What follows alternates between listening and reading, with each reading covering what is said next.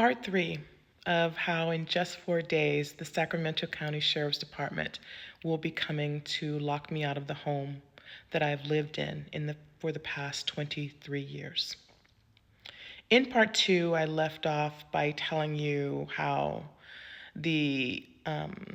my child was becoming more and more agitated and starting to punch holes in the walls, and how I had moved my child from the Folsom Cordova Unified School District to now Sacramento City Unified School District, and the fight that I had to get my child into that school district because they pretty much were blackballing me at that point, and they knew that I was going to ask for those services. And of course, after my child was enrolled in the school, I did ask for my child to be tested in all areas of suspected disabilities.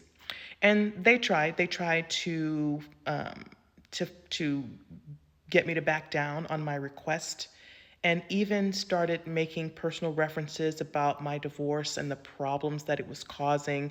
And I had never shared that with them, so the information was coming from somewhere. And it became more and more of a challenge. But still, I didn't back down. They tested my child, but didn't test in all areas. So I asked for independent evaluations. Once the independent evaluations and those reports came back, of course, it came back with areas that there were a problem in: speech and language, learning deficits, all of these things, which I knew already. But still, the school refused to do anything to support my child. I continued to meet with the teachers, and at that point, my child was failing math terribly because of the executive functioning skills. My child needed help. And then when I met with the teachers, then all of a sudden the grades started to improve. My child went from having D's and C's and practically failing math to all of a sudden having A's and B's, which when I tested them at home on some of these things, they had no idea how to perform the task.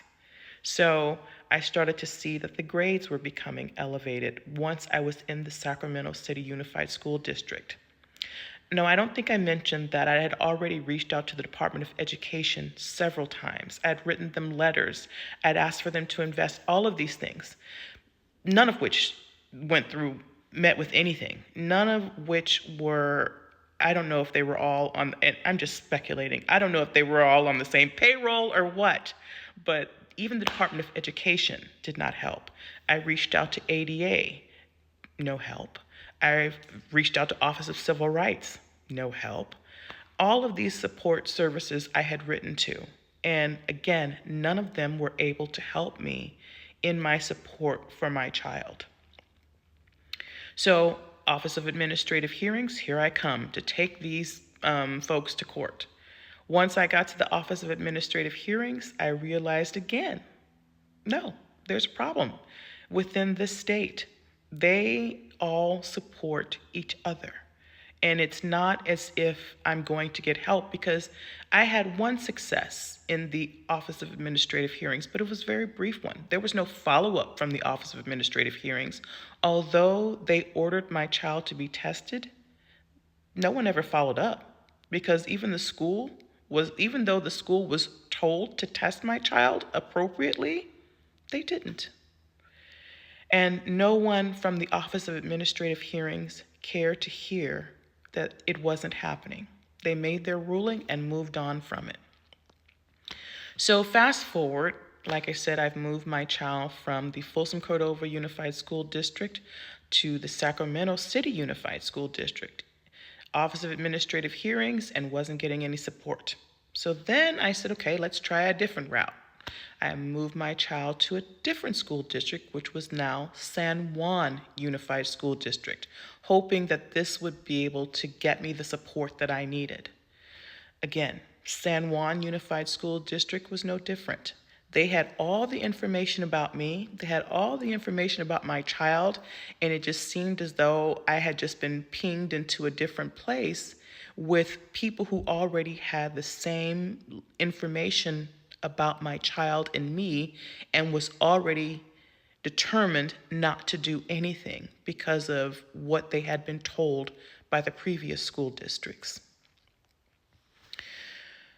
So, as I continue to fight for all of these services, I'm having difficulty at work now. I'm going back and forth between court hearings, suspensions for my child, advocating, and I couldn't manage teams. I couldn't be the manager, be there for all of these employees, and barely there, to back and forth, with work. I also failed to mention that during this time, I developed a breast health issue, and I'll just call it that, where I was dealing with some issues with my health and my breasts, and I was fighting everyone.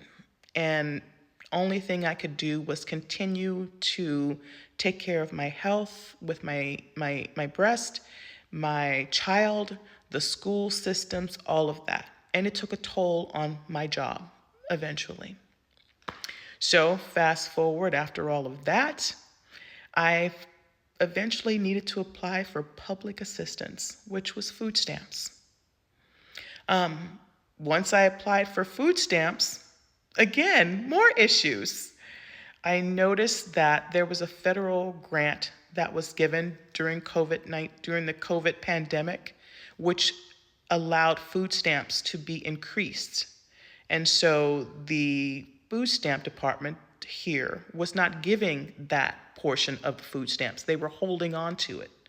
Once I discovered that the food stamps should be higher than they were for a family of 3, a mother and 2 children, I tried to advocate and tried to get the food stamp department to increase them, which they wouldn't.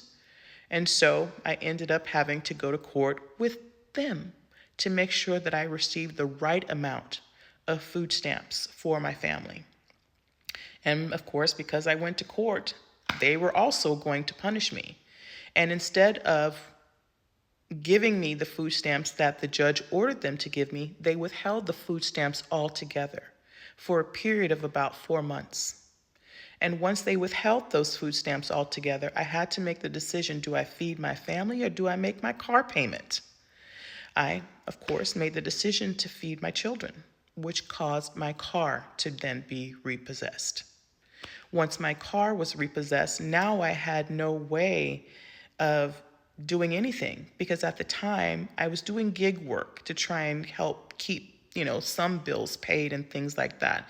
I was doing Uber Eats and DoorDash just so that I could continue to advocate, continue to help my children, and have some level of income in which to be able to support them. Because at that point, I was only receiving child support here and there. The food stamps the child support had been reduced because of an additional child that popped up somewhere. All of these things where the child support was a problem. And at one point, the court started charging me spousal support, even though I had no job. It became problem after problem.